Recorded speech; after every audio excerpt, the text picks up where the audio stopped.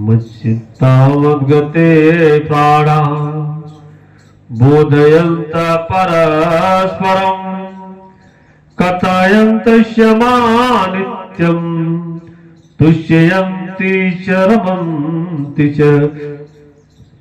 अन्य किसी को स्थान न देकर केवल मुझ में चित्त को लगाने वाले, निरंतर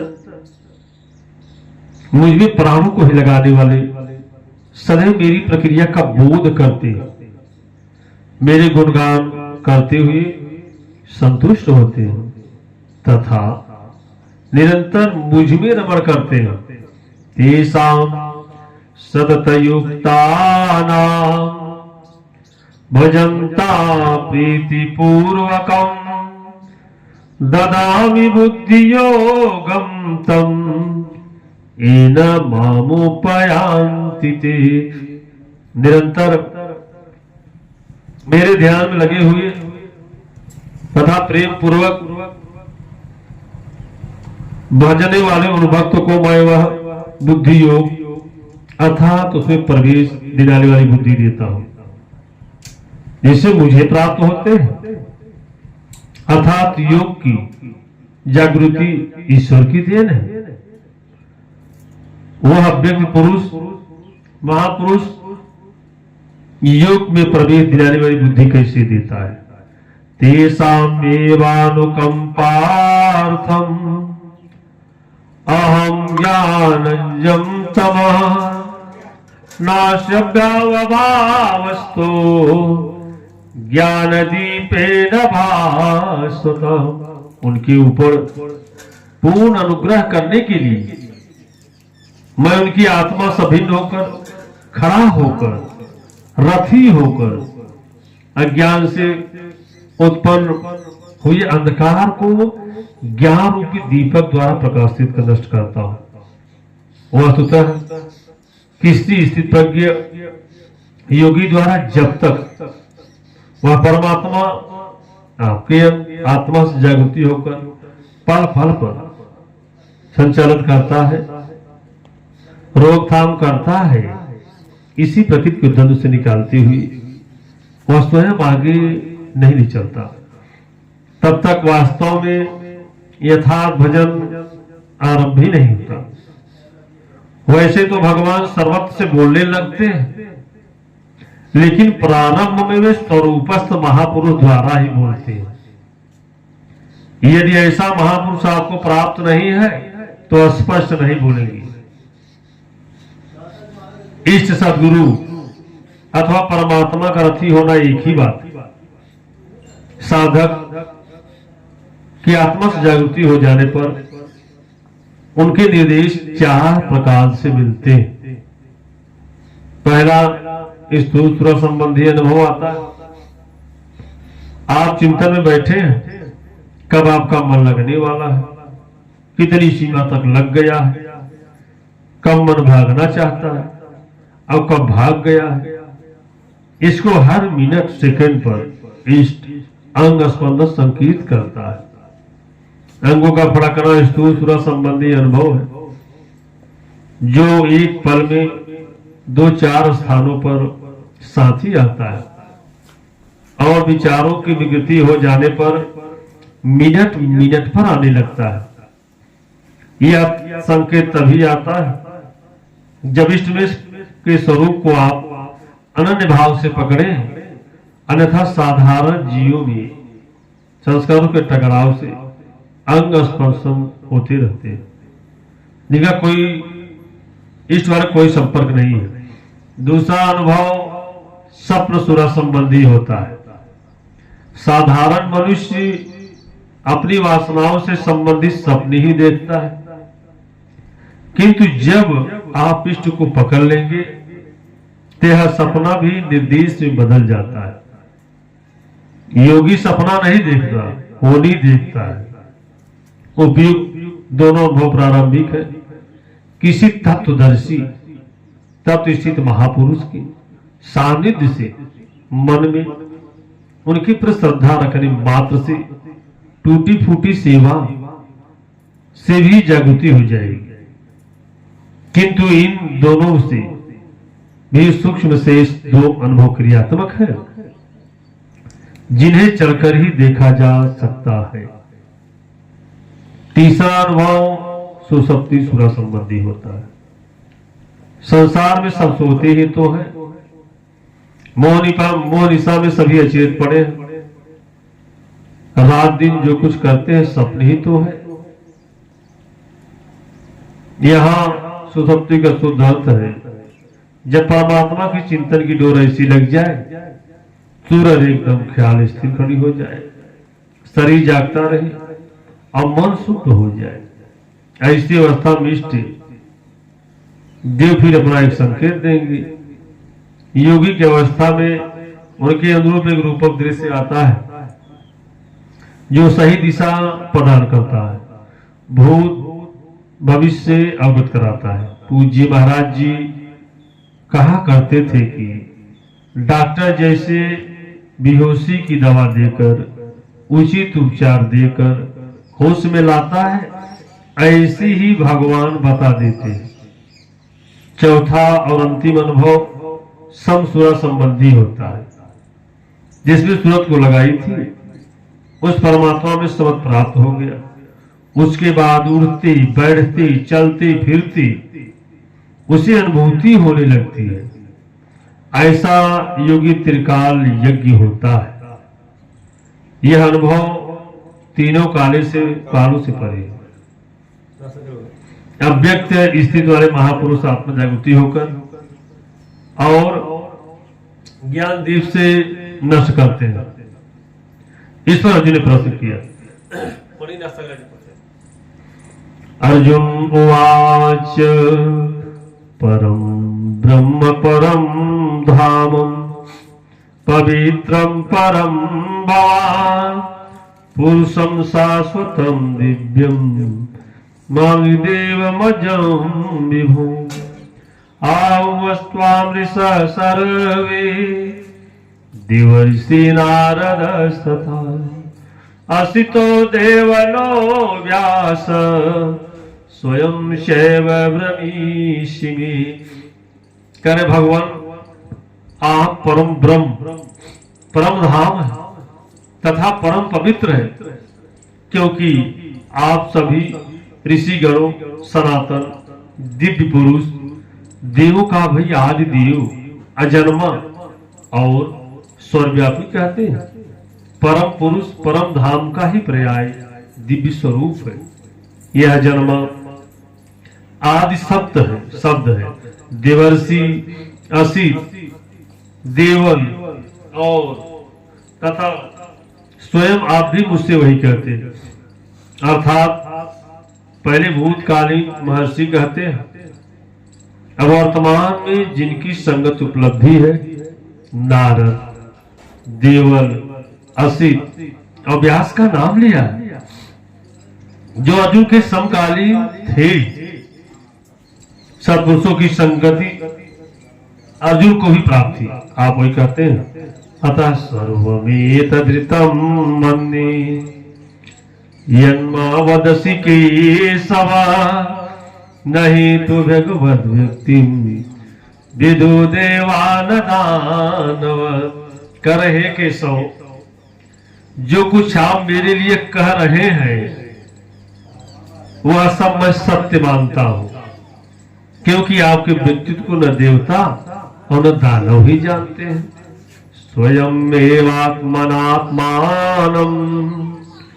वित्यत्वं पुरुषोत्तमं भूत भावन भूतेषु देव देव जगतपते।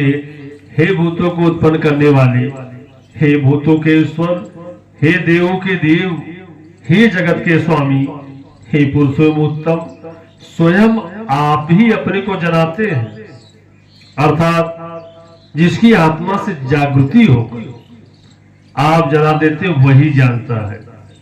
यह भी आपके द्वारा आपका जानना हुआ। इसलिए व्यक्ति महर्षि शेषेण दिव्यात्मा विभूतया या विभूति भी लोका निवास्तुम व्याप्यति सते। आप ही अपनी उन दिव्य विभूतियों को संपूर्ण रूप से लेस मात्र भी शेष न रखकर कहने में सक्षम है, जिन विभूतियों द्वारा आप इन सब लोगों को व्याहत करके स्थित है। कथम विद्यामहं योगी त्वां सदा परचिन्तयन् केषु केषु च भावेषु चिंतयसि भगवन् मया। हे योगी, श्री कृष्ण एक योगी थे, मैं किस किस प्रकार निरंतर चिंतन करता हुआ आपको जानूं। हे भगवान, मैं किन किन भाव द्वारा आपका स्मरण करूं। विस्तरे आत्मनो योगी विभूतिम च जनार्दन भूय कथय तृप्तर्हि सेवन्तो नास्ति मे अमृतम। हे जनार्दन, अपनी योग शक्ति को और योग की विभूतियों को फिर भी विस्तार पूर्वक कहिए। संक्षेप में तो इसी अध्याय के आरंभ में कहा है, पुनः कहिए, क्योंकि अमृत तत्व को दिलाने वाले इन वचनों से सुनने से मेरी तृप्ति नहीं होती। रामचरित जे सुनत अघाही रस विशेष जानाति नाही। रामचरित मानस जब तक प्रवेश नहीं मिल जाता तब तक उस अमृत तत्व को जानने की पिपासा बनी रहती है। प्रवेश से पूर्व रास्ते में यह सोचकर कोई बैठ गया कि बहुत जान लिया, तो उसने नहीं जाना। सिद्ध है कि उसका मार्ग अवरुद्ध होना चाहता है। इसलिए साधक को पूर्ति पर्यंत इष्ट के निर्देशन को पकड़ते रहना चाहिए, उसे आचरण में ढालना चाहिए। अर्जुन की युद्ध जिज्ञासा पर योगेश्वर श्री कृष्ण ने कहा, श्री भगवान वाच अंतते कथयिष्यामि दिव्यात्म विभूतया प्राधायन्त कुरु श्रेष्ठ नास्त्वयंत विस्तरेष्यमि। पुरुषेश्वर अर्जुन, अब मैं अपनी दिव्य विभूतियों को, उनमें से प्रमुख विभूतियों को तुझसे कहूंगा, क्योंकि तो मेरी विभूतियों का विस्तार कांत नहीं। अहम महात्मा गुणाकेश सर्वभूताश स्थित अहमादिश्य मध्यम च भूतानामन्तैव च। अर्जुन, मैं सब भूतों में सम हूं, स्थित सबका आत्मा, अर्थात संपूर्ण भूतों का आदि मध्य और अंत भी मैं ही हूं, अर्थात जन्म मृत्यु जीवन भी मैं ही हूं। आदित्यानामहं विष्णु ज्योतिषां रविरंशुमान् मरीचरुचामस्मि नक्षत्राणामहं शशि। मैं आदित्य के 12 पुत्रों में विष्णु और ज्योति प्रकाश महान सूर्य, संपूर्ण वेदों में मैं मरीच नामक वायु, नक्षत्रों में चंद्रमा हूं।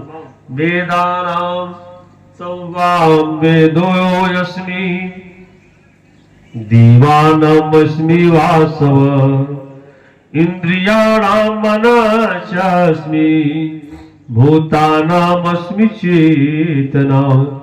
वेदों में मैं साम वेद अर्थात पूर्ण समझ दिलाने वाला गायन हूं। देवों में मैं उनका आधिपत्य इंद्र हूं और इंद्रियों में मैं मन हूं, क्योंकि मन ही के ही निग्रह से मैं जाना जाता हूं। तथा प्राणियों में उनकी चेतना हूं। रुद्राणाम शंकर शास्मी दीक्षसोऽक्षरक्षसाम् वसुनां पावकशास्मि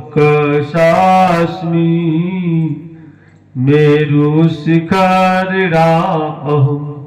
एकादशो मैं शंकर सं अर सह शंकर, अर्थात शंकाओं से उपराम अवस्थाओं यक्ष तथा राक्षसों में मैं धन का स्वामी कुबेर हूँ। 8 वसुओं में मैं अग्नि और शिखर वाला सुमेर हूँ, अर्थात शुभ का मेल हूँ। वही स्वर पर शिखर है, न कि कोई पहाड़ नहीं। वो तो सब जब यह सब योग साधना के प्रकृति शब्द यौगिक शब्द है। पूरा धन सोच मुख्यम विद्यम पार्थ बृहस्पतिम सेनानी महोमस्कंद सरसामस्मि सागर। पूर्व की रक्षा करने वाले पुरोहितों में बृहस्पति मुझे जान, जिससे दैवी संपत्ति का संचार है। और हे पार्थ, सेनापतियों में स्वामी कार्तिकी हूं। कर्म का त्यागी ही कार्तिकी है, जिसे चराचर संहार प्रलय और की प्राप्ति होती है। जलाशय में मैं समुद्र हूं। महर्षि राम मृगोरहम गिरारम्य कमक्षरम यज्ञानाम जप यज्ञस्मि असावराणाम हिमालय। महर्षियों में भृगु और वाणी में एक अक्षर ओमकार हो, जो उस ब्रह्म का परिचायक है। इस प्रकार सब यज्ञों में मैं जप यज्ञ हूं। यज्ञ परम में प्रवेश दिला देने वाली सारी आराधनाओं का विधि विशेष है, का चित्रण है, उसका सारांश है।